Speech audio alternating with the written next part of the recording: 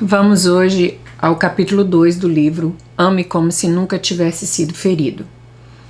Capítulo 2. O amor nunca falha. Nenhum cristão hoje em dia não sabe como fazer as suas famílias funcionarem. O corpo de Cristo está cheio de pais afastados dos seus próprios filhos.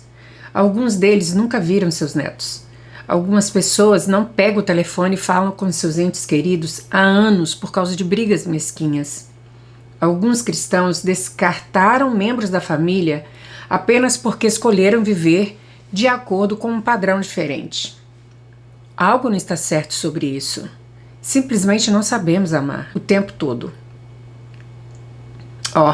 Podemos amar quando concordamos um com o outro. Podemos amar quando compartilhamos os mesmos pontos de vista. Podemos amar quando compartilhamos o mesmo estilo de vida. Podemos até amar estranhos ou aqueles que não conhecemos bem. Mas com certeza é mais difícil amar aqueles que estão mais próximos de nós. Por quê? Porque eles podem nos machucar mais. O amor vence o tempo todo. Como crentes, somos chamados a viver de forma diferente. Não amamos como o mundo ama, que é condicionalmente. Apenas quando as expectativas são atendidas ou quando nos sentimos bem. Nós amamos o caminho de Deus. Existem apenas 2 assuntos na Bíblia que Deus pensa serem importantes o suficiente para atribuir um capítulo inteiro a eles. Um é a fé, veja em Hebreus capítulo 11, e 2, o amor, veja em Coríntios capítulo 13, 1 Coríntios capítulo 13. Evidentemente, Deus sente que o amor e a fé são tão importantes que devem ser verdades fundamentais em nossas vidas. Deus sabe que o amor é uma arma poderosa. Quando Ele olha para o mundo, para o nosso mundo cativo do inimigo, Ele sabe que a maneira de lutar não é com anjos, palavras proféticas ou adoração poderosa. Sua maior arma é o amor. O amor é gentil. O amor não pensa mal. O amor é permanente. O amor resiste. O amor não desiste. Você não pode andar em amor até que ande em perdão.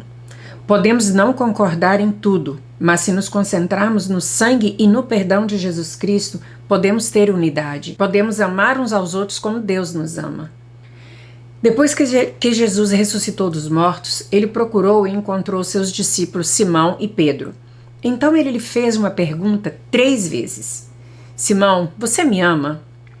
Está no livro de João, capítulo 21, dos versos 15 ao 17. Em inglês, temos apenas uma palavra para o amor. Na língua grega, no entanto, existem 3. O amor eros, que significa o amor sexual.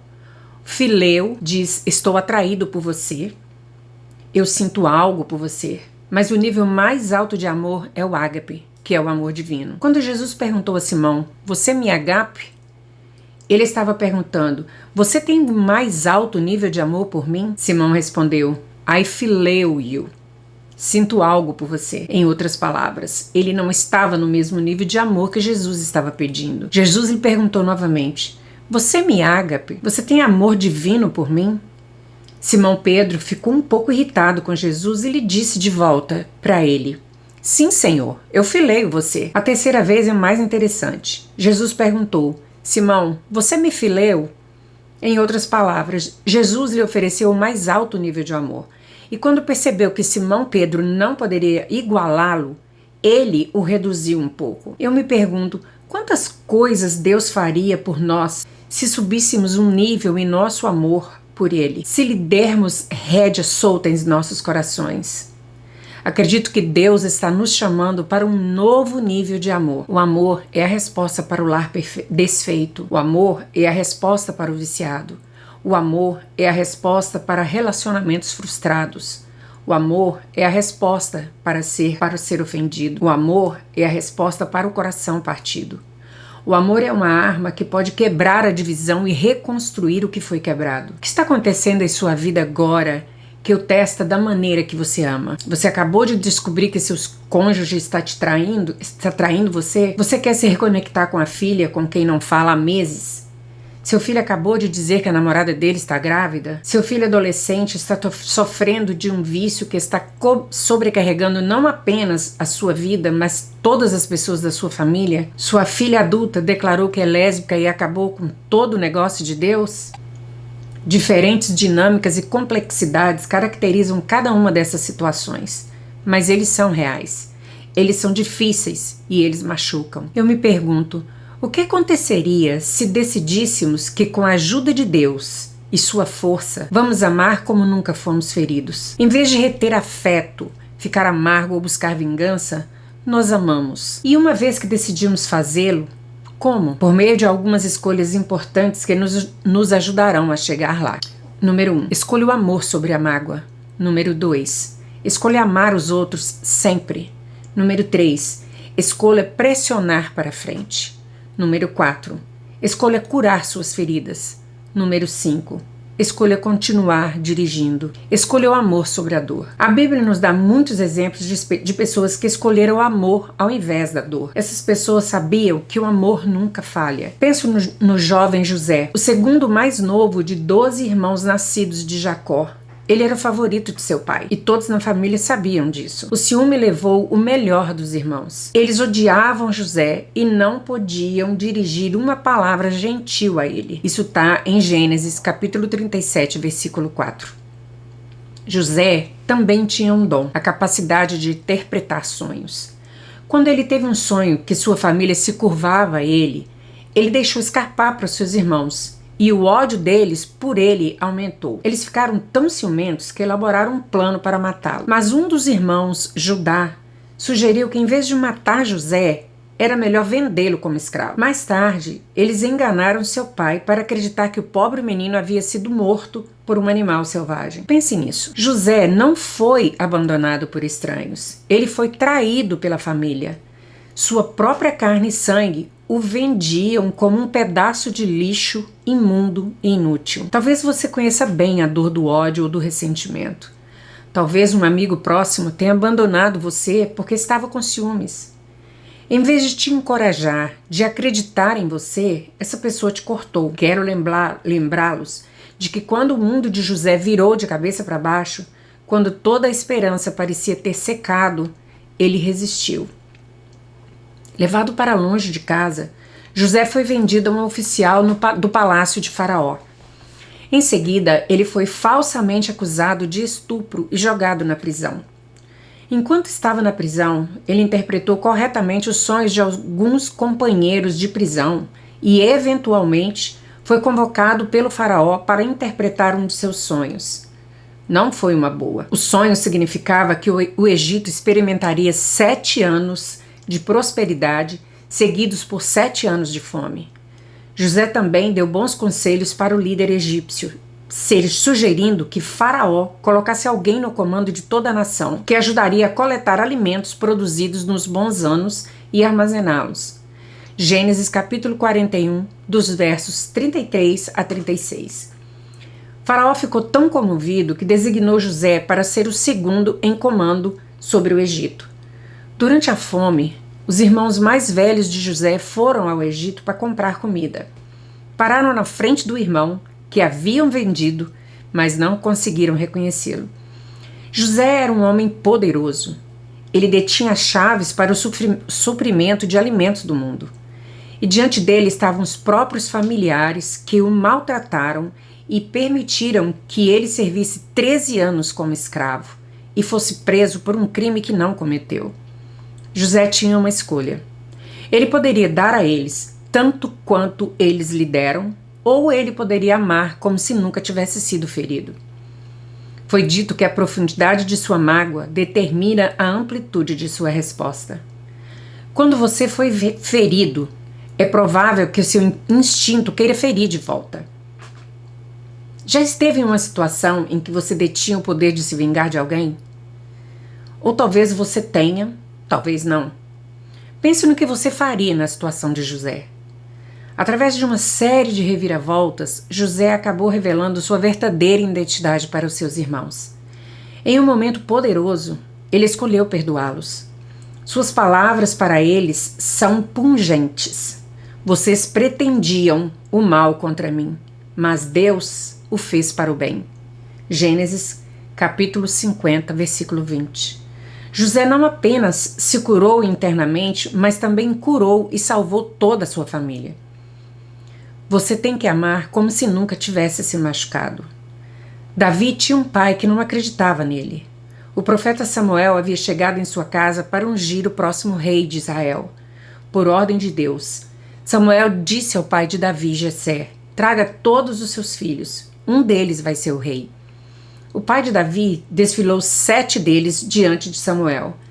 Ele nem se incomodou em adicionar Davi à programação. Era como se Jessé estivesse dizendo: não há necessidade de trazer Davi para cá. Ele é um pecador, ele é um perdedor, ele é um fracasso. Ele nunca chegará a nada. Você pode estar familiarizado com essas palavras. Talvez você até tenha ouvido de seu pai. Uma dor ainda persiste? Essa ruptura afeta seus relacionamentos atuais?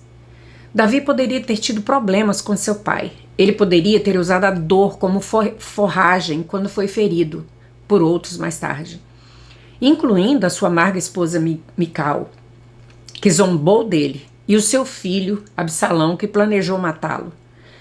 Isso é muita mágoa causada por pessoas que deveriam te amar mais. Enquanto Davi poderia ter ficado bravo ou até mesmo, ele não ficou. A Bíblia nos diz que Davi era um homem segundo o coração de Deus. Ele continuou amando como se nunca tivesse sido ferido. Você tem que amar como se nunca tivesse sido machucado. Você tem que se recusar a ser amargo. Você tem que se recusar a ficar com raiva. Você tem que se recusar a se vingar. Quando você ama dessa maneira, Deus o levantará e usará até o pior que foi feito contra você para a sua glória. Jesus foi traído por um de seus discípulos. Ele foi abandonado por outros. Soldados romanos o espancaram. Eles o pregaram em uma cruz. Eles o esfaquearam em seu lado. Eles colocaram uma coroa de espinhos em sua cabeça. Eles pegaram aquela cruz e o jogaram no chão com um baque. O corpo de Jesus tremeu quando a dor foi liberada através dele.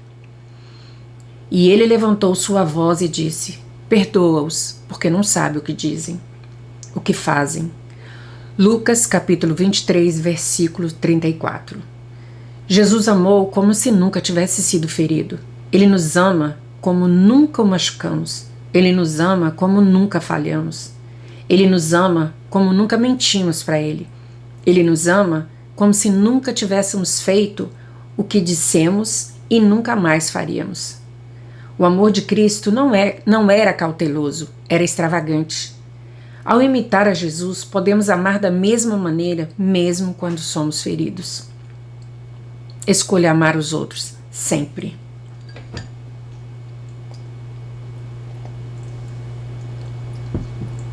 Em algum lugar da sua cidade está um jovem que acabou de dizer à família cristã que é gay. Em algum lugar, uma jovem admitiu a seus pais que é ateu.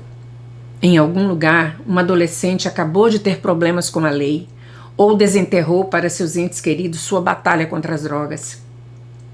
Como pais, o que podemos fazer nessas situações? Punir nossos filhos? Parar de falar com eles? Afastá-los? Desistir deles? Isso é o que devemos fazer: amar como se nunca tivéssemos sido feridos. Coma com eles, chame-os, envie um e-mail para eles, estenda a mão para eles, esteja lá por eles e diga a eles: eu quero ter um relacionamento com você porque eu amo. Quando você ama alguém, nunca falhará. Quando você ama alguém, esse amor chegará até eles. Às vezes pensamos que estamos fazendo uma coisa boa quando nos recusamos a ter qualquer contato com entes queridos porque eles não estão vivendo de acordo com o nosso padrão.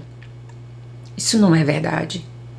Falarei mais sobre isso no próximo capítulo, mas saiba disso: o amor nunca falha. Deus nos chamou para amar como se nunca tivéssemos sido feridos. Escolha pressionar, avançar. Se você foi ferido por alguém, se você foi traído, abusado, abandonado, fofocado, o que quer que seja, chega um momento que você precisa se livrar da dor. dessa situação e dizer: basta. Ficar amargo, reviver a memória ou abrigar a dor não leva a lugar algum. É contrapungente. Você tem que escolher parar o ciclo. Deixa para lá, deixa isso para lá. Paulo nos encorajou a prosseguir para chegar ao fim da corrida e receber o prêmio celestial para o qual Deus, por meio de Jesus Cristo, nos chama. Filipenses capítulo 3, versículo 14.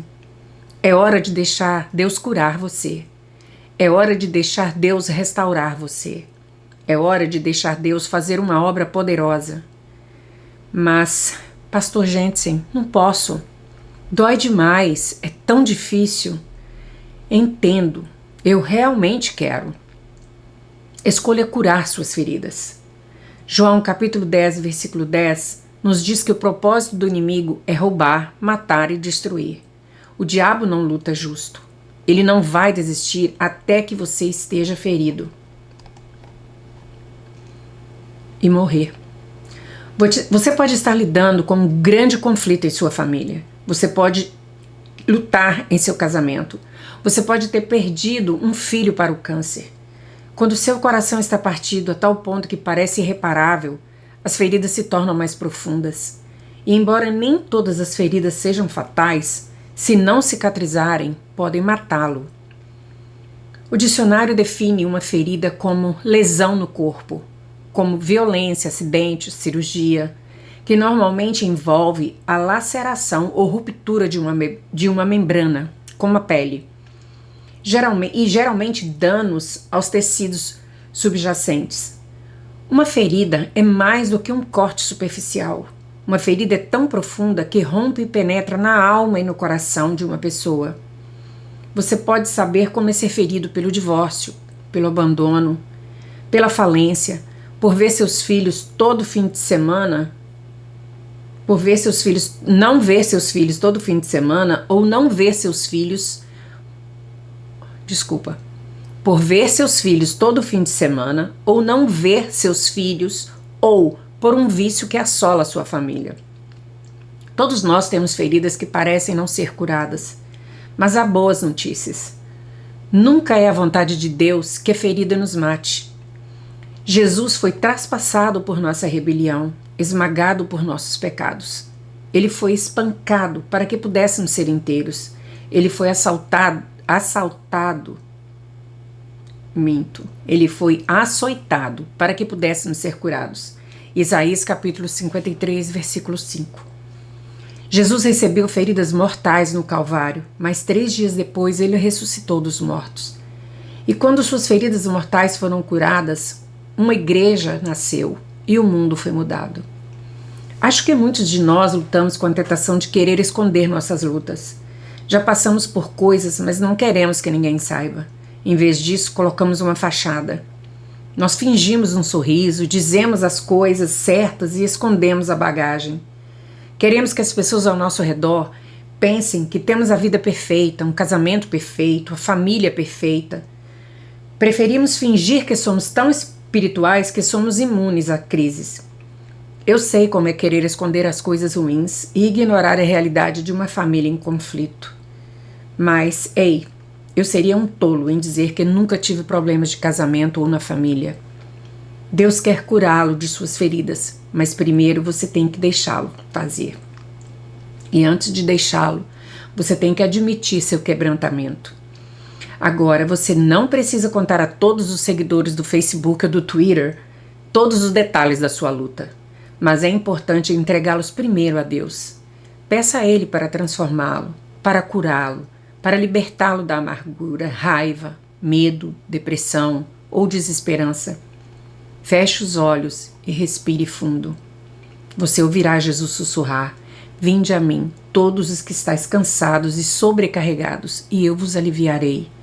Mateus capítulo 11, versículo 28. Não estou dizendo que vai ser fácil, é um processo, às vezes longo. Como cristãos, queremos o instantâneo. Somos uma geração de micro-ondas que anseia por soluções para problemas em 30 segundos. Novidades. Embora Deus certamente realize uma liberdade instantânea, essa é a exceção, não a norma. Então ore e continue orando. Acredite e continue acreditando. Perdoe e continue perdoando. Converse com um terapeuta se isso ajudar. Trabalhe através de um programa de 12 passos. Leia livros, obtenha a sabedoria do conselho divino. Faça o que for preciso para curar a ferida. Ah, e aqui está outra coisa sobre feridas. Elas curam, mas deixam algo para trás. As cicatrizes. Quando Jesus apareceu aos discípulos após a ressurreição, ele lhes mostrou suas cicatrizes 2 vezes. Parece que ele foi intencional em apontá-las. As cicatrizes não são nada para se envergonhar. Elas são um testemunho da capacidade de Deus de curar feridas mortais. Cicatrizes são lembretes de quão ruim foi uma vez e como por meio de Cristo você superou. As cicatrizes são a prova de que, embora o inimigo tenha tentado tanto quanto ele tentou destruir você e sua família, as armas formadas contra você não prosperaram. Ver Isaías capítulo 54, verso 17. Cicatrizes dizem: eu consegui. Eu saí do outro lado. Eu estou curado. Estou inteiro. Aprender a amar como você nunca foi ferido requer querer curar e tomar medidas para que isso aconteça. Falarei sobre esse processo ao longo deste livro. Embora possa levar tempo, a cura pode vir. O que foi quebrado pode ser restaurado. Mencionei essa passagem na introdução, mas vale a pena repetir. Leve as seguintes palavras a sério. A lua será tão brilhante quanto o sol, e o sol será 7 vezes mais brilhante, como a luz de 7 dias em um. O sol será mais brilhante como a luz de 7 dias em um. Assim será quando o Senhor começa a curar o seu povo e a curar as feridas que ele fez. Isaías capítulo 30, versículo 26. Deus promete a você dias melhores pela frente. Escolha continuar dirigindo. O filme Black Hawk Down é baseado na batalha de Mogadíscio, o mais longo tiroteio sustentado envolvendo tropas americanas desde a Guerra do Vietnã. Em um ataque em outubro de 1993, os agentes das Forças Especiais foram encarregados de capturar 2 conselheiros de alto escalão de um implacável senhor da guerra. A missão foi um sucesso. Depois de capturar os 2 tenentes, as tropas americanas começaram seu retorno à base. Então, o impensável aconteceu. Um dos capangas do senhor da guerra lançou uma granada propelida por foguete, RPG, e derrubou um helicóptero Black Hawk. 2 soldados morreram e 5 foram feridos no acidente que se seguiu, um dos quais morreu mais tarde. Então, um segundo Black Hawk foi abatido. 3 tripulantes morreram e 1 foi feito refém. O ataque rapidamente se transformou em uma missão de resgate para proteger e recuperar as tripulações de ambos os helicópteros. Por horas, tiros choveram nas ruas. Mais e mais soldados americanos foram mortos. Em uma cena do filme, logo após o segundo helicóptero Black Hawk ser abatido, o tenente-coronel do exército Ranger foi aposentado coronel Danny R. McKnight, interpretado pelo ator Tom Sizemore. Ele é acusado de tentar obter um pequeno comboio de Humvees de volta à base. Enquanto os soldados dirigiam pelas ruas estreitas e sinuosas da cidade, são atacados por tiros pesados. Em um ponto, o tenente-coronel McKnight para o comboio para recolher os feridos e os mortos ao longo do caminho. Ele se aproxima de um veículo que acaba de ser atingido por um RPG. Ele e outros soldados próximos removem cuidadosamente o corpo morto do motorista. Então o tenente-coronel se vira para um soldado próximo que tem sangue escorrendo pelo rosto. Entre no caminhão e dirija. McKnight grita para o soldado, obviamente ferido. Mas eu estou baleado, coronel, protesta o jovem. Todo mundo foi baleado. Vamos lá. Amigo, você não é a única pessoa para quem mentiu. Você não é a única pessoa que foi traída. Você não é a única pessoa que foi abandonada. Você não é e nem vai ser a única pessoa a ser deixada para trás. E você não é o único que está tentando não desistir. Não digo isso para minimizar sua dor. Digo isso para incentivá-lo a seguir em frente. Às vezes, as pessoas que mais amamos podem nos machucar mais, mas você ainda tem que entrar no caminhão e dirigir. Amar como se nunca tivéssemos sido feridos não é algo que possamos fazer com as nossas próprias forças. Precisamos da graça de Deus para nos ajudar a fazer aquele telefonema ou enviar aquela mensagem. Precisamos da graça de Deus para dizer à criança rebelde com quem não falamos há meses: quero comer com você. Eu quero passar tempo com você. Eu quero me reconectar com você. Precisamos da graça de Deus para passar por uma crise em nosso casamento e estarmos dispostos a tentar novamente. Não estou prometendo a você um caminho fácil, mas prometo que Deus pode capacitá-lo a amar os outros da maneira que você deve. Ele irá ajudá-lo a parar de lutar e começar a falar. Ele irá ajudá-lo a parar de gritar e começar a se aproximar. Ele vai reconciliar seus relacionamentos. Ele vai fazer sua família inteira novamente. Deus começará pouco a pouco a libertá-lo do passado e você vai alcançar um novo dia. É preciso muito amor e perdão para manter uma família unida. O amor nunca falha. Continue perdoando. Continue amando, continue alcançando, continue falando. Uma vida frutífera não é um acidente, é resultado das escolhas certas. Escolha para você amar como se nunca tivesse sido machucado. Se você puder escolher perdoar, o perdão pode reescrever o seu futuro. O amor nunca falha. A grande ideia: aqueles a quem você mais ama podem machucá-los mais. Ame-o de qualquer maneira. Terminamos aqui o capítulo 2 deste livro. Eu espero que ele esteja cativando tanto você quanto também me cativou. É uma leitura que fala profundamente conosco, porque todos nós passamos por um desses tipos de problema. Como disse o autor, você não é o único e jamais será o único. Todos nós temos problemas. Mas o importante é que continuaremos e continuemos em fé e oração, crendo que Deus sempre terá e fará o melhor por todos nós.